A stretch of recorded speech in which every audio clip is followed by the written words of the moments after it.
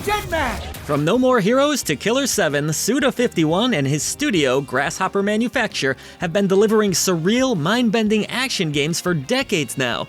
Never one to shy away from the strange and the weird, Goichi Suda's time in the industry dates back to the early 90s, when he started out with Human Entertainment making wrestling games, and even then finding a way to leave his morose thumbprint in unexpected ways.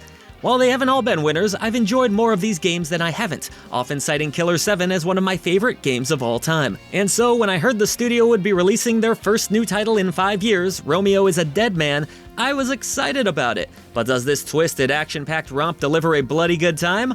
Or is it as tragic as Romeo and Juliet?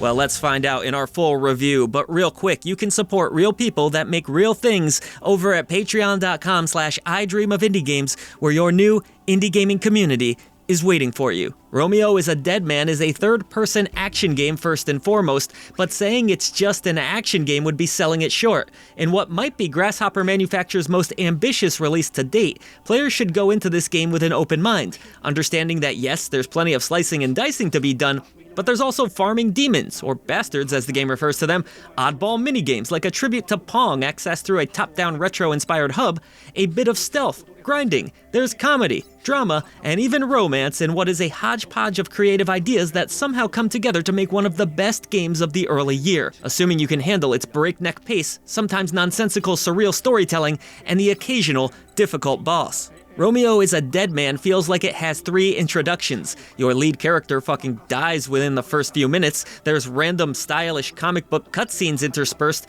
and oh, our dear Romeo is somehow resurrected after a fatal accident, leading him to become some sort of space cop who will now be tracking down Juliet, who is also a love interest. Yes, this is a very bizarre game if you couldn't already tell, one that could potentially alienate some players with its many oddball narrative choices and presentations alone.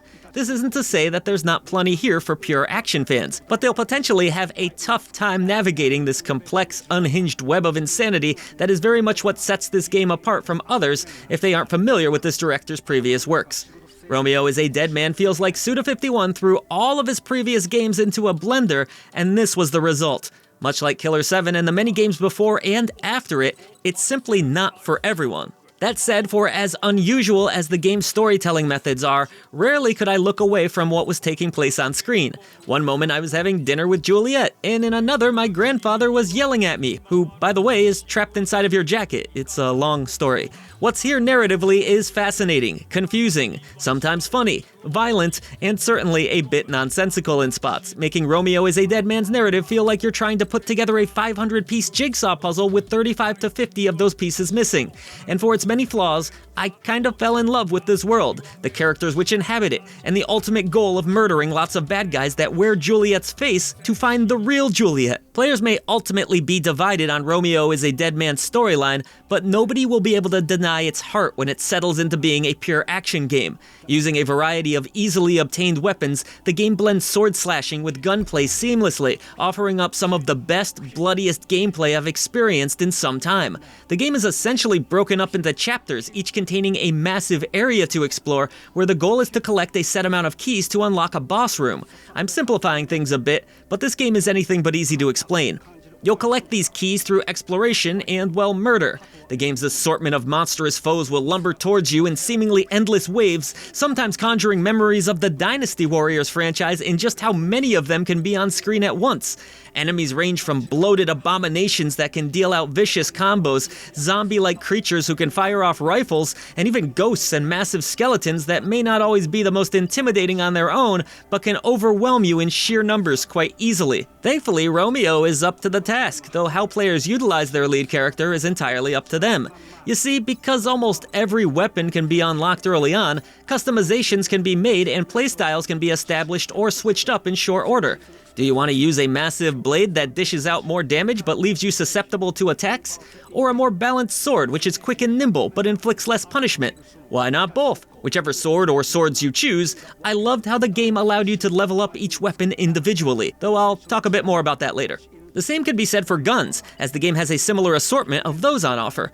Switching between weapons on the fly is relatively simple too, thanks to the game's excellent control scheme. In reality though, combat is quite simple as you have two basic attacks, a light and heavy, which can be mixed together in a variety of ways to create combos. Shooting is just as smooth with the back triggers, with some enemies having clear weak points to aim for in what feels like a callback to the Heaven Smiles of Killer 7, one of many tributes to Suda's past works, littered throughout. Outside of that, there's a simple roll that works effectively, and the ability to lock onto targets, which is mostly fine outside of a few scenarios where the camera can get a bit wonky, and that's really what combat boils down to, outside of the ability to heal with the press of a button, a Bloody Summer attack which is slowly charged up via the blood of your foes and dishes out massive damage upon use while slightly healing Romeo, and my favorite, using bastards. What are bastards, you ask? Why, they are demons that you grow on your spaceship, you silly goose. What did you think they were? I might be getting a bit ahead of myself here, but bastards are essentially party members of sorts, who can be planted, grown, and then even combined together to make more powerful.